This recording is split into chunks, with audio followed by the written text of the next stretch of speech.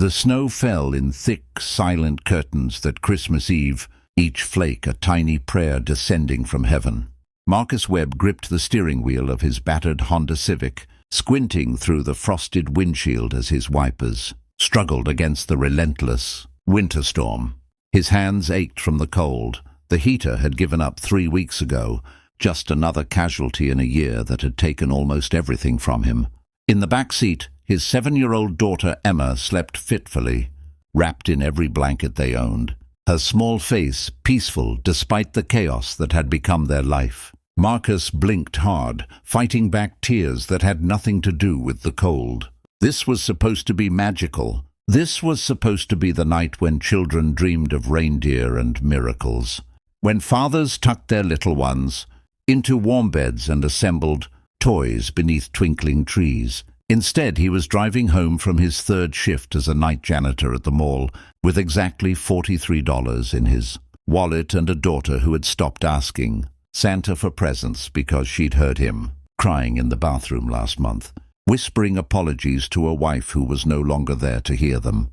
But what Marcus didn't know, what he couldn't possibly have known as he navigated those desolate roads at 2 in the morning, was that the universe had been watching. And sometimes, just sometimes, when a heart has been broken open wide enough, it becomes the perfect vessel for a miracle. The bundle appeared in his headlights like an apparition.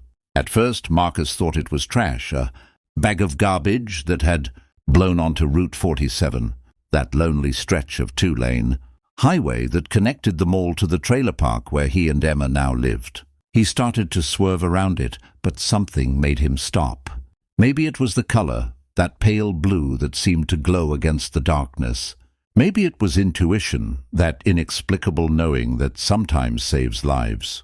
Or maybe it was simply that a man who has lost everything becomes attuned to the frequency of desperation, recognizing it in all its forms. He pulled over, leaving the engine running, and stepped out into the biting wind.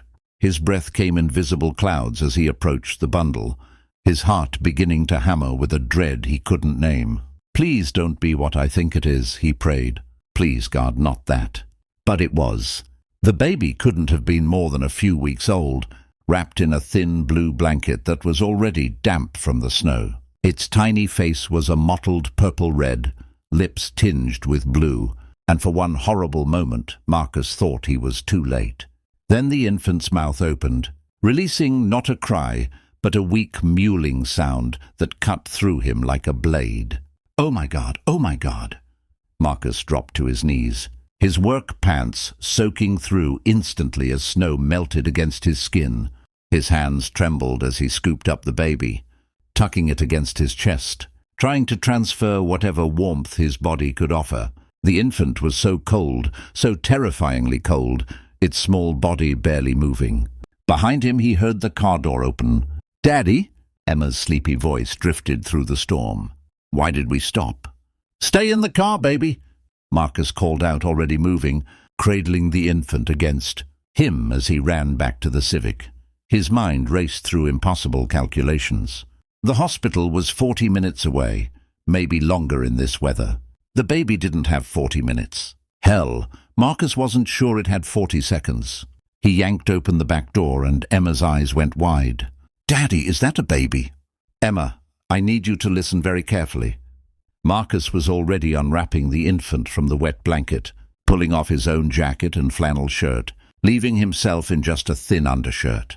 He wrapped the baby against his bare chest, then put his jacket back on, zipping it up with the infant tucked inside, skin to skin. It was something he remembered from when Emma was born premature, kangaroo care. The nurses had called it, "I need you to call 911 on my phone. Can you do that for me?" Emma nodded, suddenly alert, her small fingers already reaching for the phone in the cup holder. At 7 years old, she'd already learned to be capable in ways that broke Marcus's heart.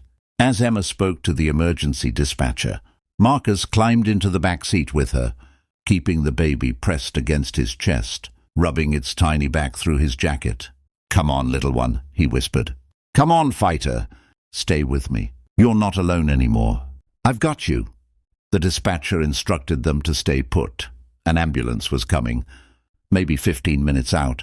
15 minutes felt like 15 hours. Marcus could feel the baby stirring slightly against him, its breathing shallow but steady. Emma had put the phone on speaker and was leaning against her father, one small hand resting on his arm, her eyes fixed on the shape of the infant bulging beneath his jacket. "Is the baby going to be okay, Daddy?" Her voice was small, frightened. "I don't know, sweetheart," Marcus said honestly, "but we're going to do everything we can." "Who would leave a baby in the snow?" Emma's voice cracked. "That's so mean." Marcus closed his eyes, feeling the weight of the question. Who would do this? Someone desperate, he thought. Someone who had run out of options or hope or both. Someone maybe not so different from him, pushed to the edge of what they could bear. He thought about the nights after Sarah died, when Emma was asleep and the darkness pressed in from all sides, when he'd wondered if she wouldn't be better off with someone else. Someone who could give her more than a broken father and a broken-down trailer. He'd never acted on those thoughts, would never, but he understood the despair that could make the impossible seem inevitable. "Sometimes people are in situations we can't understand," he said carefully. "But what matters now is that we found this baby. We get to be the ones who helped." The ambulance arrived in 12 minutes, though it felt like a lifetime. The paramedics moved with swift efficiency, carefully extracting the infant from Marcus's jacket, wrapping it in heated blankets, checking vitals. A female paramedic with kind eyes looked up at Marcus as she worked. "You saved this baby's life," she said firmly. "Another 10 minutes and we'd be having a very different conversation. What you did, that was heroic." Marcus felt Emma's hand slip into his, squeezing tight, and something in his chest cracked open. Not breaking, expanding, making room for something he hadn't felt in the long, dark year since Sarah's death. Purpose. The police arrived shortly after, taking statements, promising to investigate. They told Marcus that he and Emma would need to come to the station later to provide additional information. They praised his quick thinking, his compassion. One officer, an older man with silver at his temples, shook Marcus's hand and held it for a moment. "You did good, son," he said. "You did real good." As the ambulance pulled away, lights flashing red and blue against the white snow, Marcus and Emma stood by their car, watching it disappear into the storm. Emma was crying now, tears streaming down her face, and Marcus knelt down, pulling her into his arms. "I'm so proud of you," he whispered into her hair. "You were so brave. You helped save that baby." "I was so scared," Emma sobbed. "I thought the baby was going to die." "I know, I was scared too." Marcus pulled back, looking into his daughter's eyes, Sarah's eyes. That same warm brown that had first made him believe in love. But we didn't let that fear stop us from doing what was right. That's what courage is, Emma. It's being scared and helping anyway. They made it home as dawn was breaking, the storm finally clearing to reveal a Christmas morning painted in pink and gold. Marcus made hot chocolate, the cheap kind, from a packet, but Emma didn't complain. They sat together on their threadbare couch, wrapped in blankets, as morning light filtered through the small window of their trailer. "Daddy," Emma said softly, "I know we don't have money for presents, but I got the best gift anyway." Marcus looked at his daughter, this incredible little person who had lived through so much loss and still managed to find beauty in the world. "What's that, sweetheart?" "I got to be a hero with you." The tears that had been threatening all night finally fell, and Marcus didn't try to stop them. He pulled Emma close, kissing the top of her head, and for the first time in a year, he felt something other than grief and fear. He felt hope. Over the following days, the story spread. The local news picked it up first, then regional stations, then national networks. "Local father saves abandoned infant on Christmas Eve," read the headlines. Marcus's phone, that old, cracked device that barely held, a charge suddenly rang, constantly with calls from reporters, from well-wishers, from strangers who wanted to help. A GoFundMe appeared, started by someone Marcus had never met. Within 48 hours it had raised $30,000. Within a week, over 100,000. People sent gifts for Emma, gift cards for groceries, offers of employment. The owner of a local auto repair shop called personally to say he'd fix the Civic's heater free of charge. A landlord reached out about a 2-bedroom apartment he had available, first month free. But the call that changed everything came on New Year's Eve. Marcus was at the police station, finally finishing the last of the paperwork related to the abandoned baby's discovery. The infant, a boy, they'd learned, healthy and thriving now, had been placed in protective custody while authorities searched for his mother. A detective approached Marcus in the waiting area, a strange expression on her face. "Mr. Webb, there's someone who wants to meet you." She led him to a small conference room where a young woman sat, maybe 22 or 23, thin and pale, with dark circles under red-rimmed eyes. She looked up when Marcus entered, and the expression on her face, shame, grief, hope, fear, told him everything. "You're the mother," Marcus said quietly. She nodded, tears spilling over. "I'm Kayla. I'm the one who left him." Her voice broke. "I'm the monster who left my baby in the snow." Marcus sat down across from her, his heart aching with a complicated tangle of emotions. "Tell me what happened." And she did. The story poured out of her, a story of addiction, of an abusive boyfriend, of homelessness and desperation. She'd given birth alone in a shelter bathroom, terrified and in shock. She'd tried to keep the baby for 2 weeks, hiding him, but she had nothing, no money, no family, nowhere to go. The boyfriend had found out and said he'd kill the baby if she didn't get rid of it. So she'd driven out to that dark highway, convinced she was making a choice between her son's life and her son's comfort, believing that someone would find him, that anyone would be a better parent than her. "I stayed," she whispered. "I parked down the road and waited. I saw your headlights.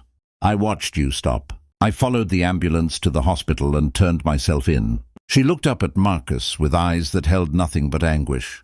"I don't expect forgiveness. I don't expect anything. I needed you to know that I didn't want to abandon him. I wanted to give him a chance. And because of you, he has one." Marcus thought about judgment, about how easy it is to condemn choices made in circumstances we've never faced. He thought about those dark nights after Sarah died, about desperation, about the things people do when they're drowning. "What happens now?" he asked. The detective spoke up. "Kayla has voluntarily surrendered custody.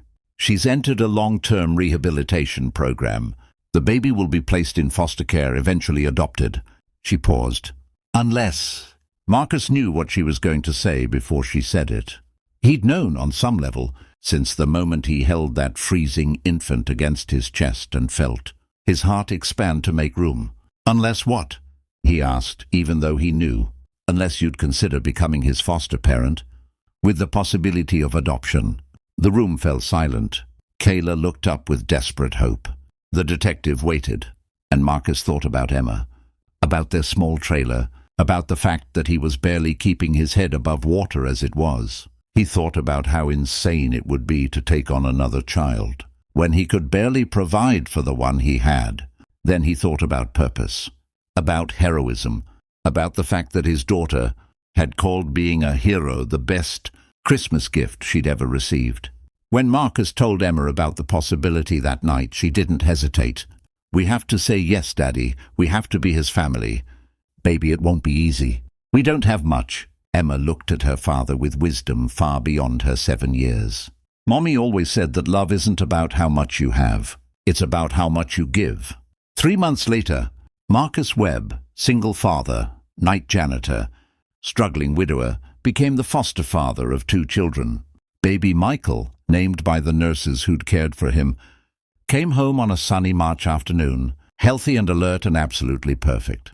Emma cradled him carefully on the couch of their new 2-bedroom apartment, singing him the same lullabies Sarah had once sung to her.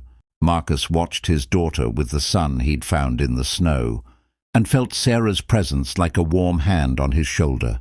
They didn't have much, may never have much by the world's standards, but they had each other. They had love, and sometimes, on the coldest nights, that's more than enough to kindle a miracle. Outside, spring was beginning to push through the last remnants of winter, and somewhere in the distance, Christmas lights that had never been taken down twinkled in a neighbor's window. a reminder that magic doesn't just happen once a year. Sometimes it happens on a dark highway at 2 in the morning, when a broken man stops for a bundle in the snow and discovers that the heart's capacity for love is infinite, that heroism is simply choosing compassion over convenience, and that the greatest gifts are often the ones we never knew we were searching for.